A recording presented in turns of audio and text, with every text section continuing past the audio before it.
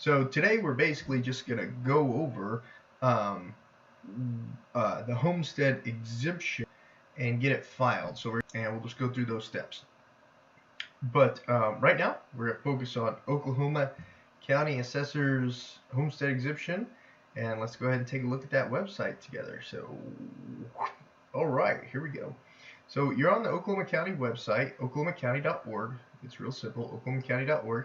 Then you take your cursor down to offices, and the drop-down menu drops down, and you go to the assessor section of that area, and then you scroll down to departments, and then you click on it.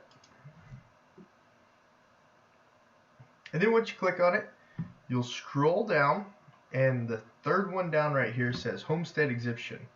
And there's three different options there: disabled veterans exemption. If you're 100% disabled in the state of Oklahoma, you'll get 100% real estate tax free. You won't have any real estate taxes if you're 100% disabled veteran in the state of Oklahoma.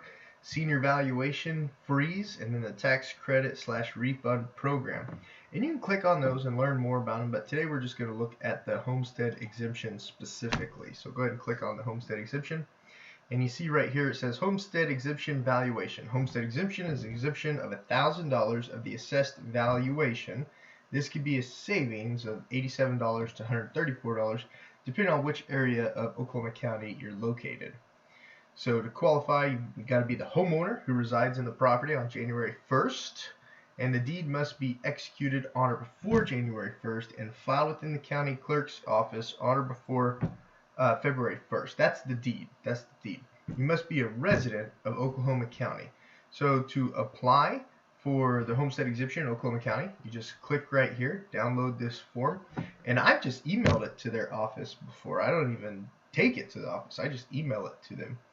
And then you shall not be, so renewal. So the question that we were talking about, renewal: if you've been granted homestead exemption and continue to occupy the homestead property, you shall not be required to reapply for homestead exemption.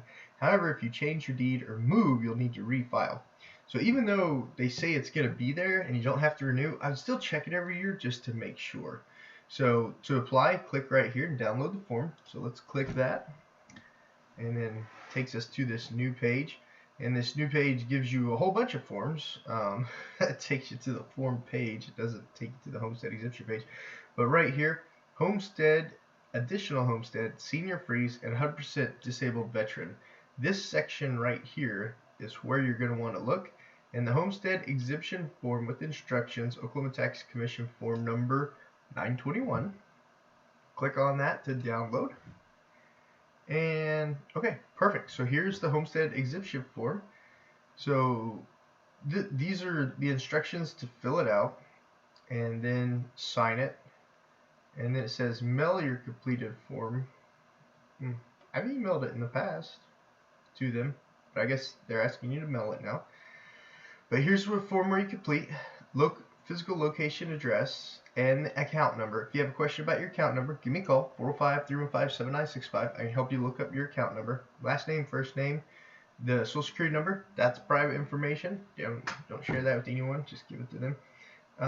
And then legal description. If you have a question about your legal description, give me a call, 405-315-7965. I will help you get that legal description, so you can put that on there. And then, are you a legal resident of Oklahoma? Can't get homestead exemption if you're not. Do you currently or did you previously have homestead exemption in this state in the last year? Like, this is if you moved. You want to list that part out. Any part of the described property used for commercial. That'd be like if you run it as a business or something like that, I guess. Did you own this property on or before January 1st, 2020? That's going to be a key question for your homestead exemption. Were you occupying this property as your primary residence as of January 1st, 2020? If not, you're not going to get the homestead exemption. And then was or will your deed or other evidence of ownership be recorded in the county clerk's office on or before February 1st, 2020? So 9 times out of 10, if you close with a title company, that deed was filed within 3 or 5 days. And then homestead exemption, do you own the property? Click yes. Will you be, to the best of your knowledge, own the property as your primary residence as of January 1st? Click yes. And then yes. Okay, so under penalty of perjury, you sign that. You're affirming that you're not lying, stuff like that. Sign it. And then right here, they're saying mail your complete application to this address right here. So this is where you want to mail it to, right there. And this has to be done by March 15th. Okay, so here's the really important part too. You've got a little over a month, because today is Wednesday, February 12th. You've got a little over a month to get this done and get it in the mail.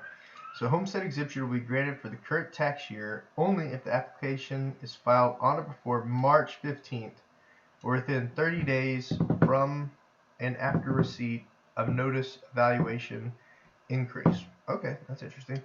If an applicant for a homestead exemption is filed after March 15th, the county assessor shall, if the applicant otherwise qualifies, grant the homestead exemption for the next year. So even if you're late and you don't get it in by March 15th, but let's say you get it in after that, they're going to go ahead and apply it to your next year's taxes. It just won't qualify for this year's taxes. So that's why it's so important to get this form filled out, get it mailed in ASAP, and that's why I send those reminders out every year.